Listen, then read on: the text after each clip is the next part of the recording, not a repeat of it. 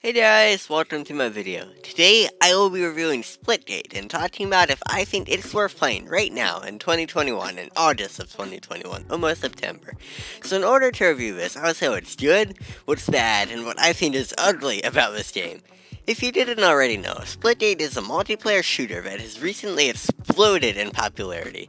In this game, you normally play fast-paced and bite-sized games with a certain goal, which is normally shooting with most people. What separates Splitgate from a lot of other shooters is the ability to spawn in portals that you can climb and shoot through, which adds a lot of interesting strategy to the game.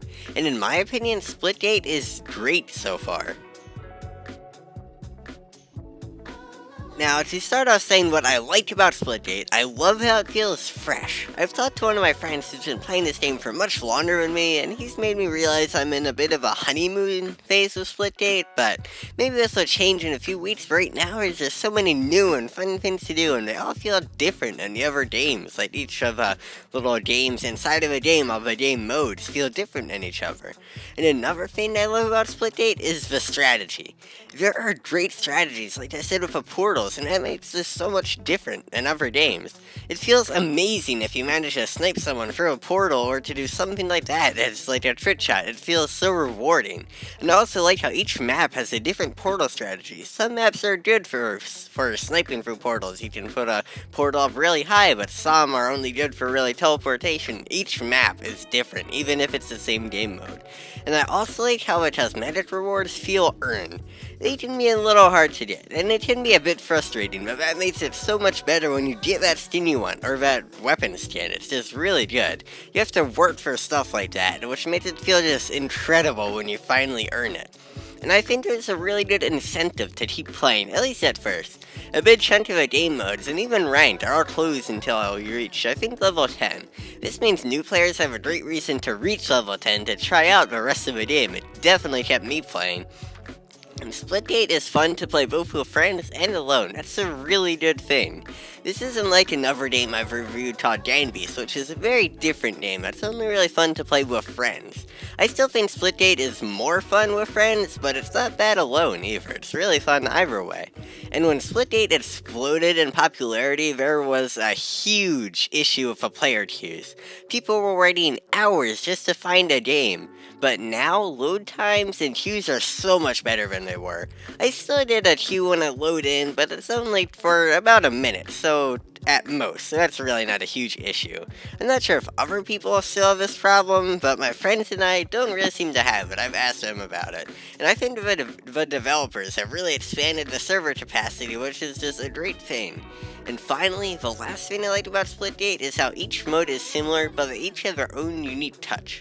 At face level, there isn't much of a difference between some game modes, but in reality, there is. Each small change requires a completely different playstyle, which keeps things fresh for a while. And also, the developers seem very committed to the game, and new stuff is always on the horizon for when current stuff gets sold. They might add a new map or a new weapon, just all kinds of stuff. Now, to get to a little bit of what I didn't like about Splitgate. Ranked mode isn't that fun. To be fair, I'm never much of a fan of ranked games, but Splitgate was just extra bad. I always seem to end up on a really bad team against a really good team, and my teammates just weren't that good. Maybe I wasn't a good one, I don't know, but ranked just isn't a very fun experience. It doesn't seem too balanced, and maybe that's just me nitpicking and complaining that I'm bad, but who knows. It's just a little bit of an issue, and it is a pretty subjective criticism, and maybe your ranked experience would be much better than mine, but mine was just not very good. And also, Splitgate is still in beta. The queues are so much better than they were, like I said, but the game in general is still a bit buggy. One bug I see a lot is when I'm sniping someone, and I might miss them by a little bit, but it'll still do damage to them. And now, I'm not one to complain when the bug works in my favor, but the bug also works against me when I get shot, and I don't like that. There are some other bugs, but I don't see any as often as that one. The bugs aren't really game-breaking. I haven't run into anything that's game-breaking, but these little things add up to make it a little weird and just not feel very polished yet, but it's getting there. Finally, what I really don't like about Splitgate is the lack of true variety. I know that earlier I said game modes that seem similar are really different, and I still think that's true, but that doesn't really prevent those game modes from getting old. I think I'm in a honeymoon phase for Splitgate, like my friend said. I know I'm using that term a lot in this video, but I think it applies a lot. After talking to my friend who's played Splitgate much longer than me, I can see how things get old, and even if it hasn't happened to me yet, it's still an issue to look out for. Even the cosmetics, really the goal of playing, can get repetitive because you might have the stuff you want. What's the point of getting other stuff unless you want to collect them all? But even that can get redundant and dull. Splitgate is great and shiny and new right now, but one day I can see it getting just rusty and not too good.